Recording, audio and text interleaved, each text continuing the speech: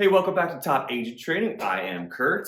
If you've hung out this long, I appreciate it. We are now on to interior rooms, and you might be surprised if you haven't, if this is your first training with us.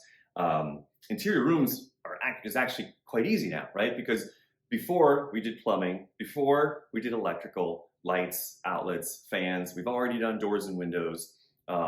So really, all that's left for interior rooms is the condition of uh, the actual building materials. So the flooring, the drywall, whatever there might be. So let's have a look at what we're looking for. It's actually much easier to go through the house this way. Okay, we do take this opportunity to talk about smoke alarms and carbon monoxide alarms. I mean, I guess they could kind of be electrical, but I felt like it was a safety thing. We'll leave them in interior rooms. There's a lot of times in older homes they don't have, either they're old and they should be replaced every 10 years, or there aren't enough of them. Back in the 70s and 80s, they might have just put one or two in a general like hallway. Now they put them. Now it's recommended that you put them in every sleeping room.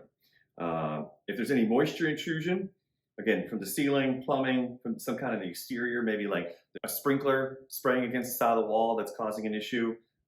Stairs, ceilings, floors, walls, countertops, cabinets.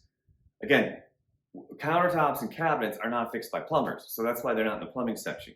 Countertops and cabinets are fixed by people that do countertops and cabinets, which is why we have them in interior rooms.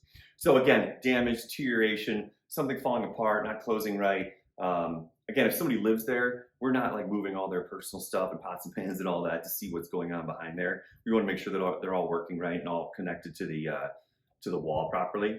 Meaning that I want to be careful how I say that. We're not verifying installation techniques. But if there's some sort of like separation or movement, and gaps that are there that the cabinets aren't secure, that's what we'd be writing down. And then egress. Older homes, older than like 1960, they might not have enough. Again, if there's a fire or safety situation that you want to get out of the house quickly, you want to be able to get out through, a gap big enough that a human could fit through. So if that's the case, and it's the other thing is sometimes maybe there's like a basement and someone converted the basement, but they didn't know all the rules and didn't pull permits. They're not like following modern day rules. We'll write that down with all the kind of, the recommended requirements for height and width and etc. So that's it. And you'll see that like if you watch us go through interior rooms, it's actually quite quick and quite simple. I teach all the inspectors to do what I call up downs. There's two things here, up downs and micro macro.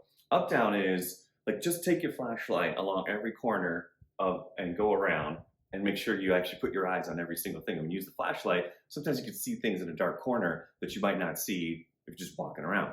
The second thing is micro macro, meaning that if we're standing here in this training area and we're like super detailed, looking at the outlets, looking at, whatever, if there's a window, but then you're like, before you leave the room, just take a step back and go, okay, is there anything weird going on?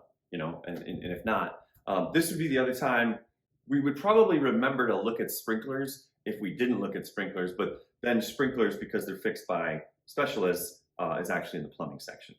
Okay, that's it for interior rooms. Simple.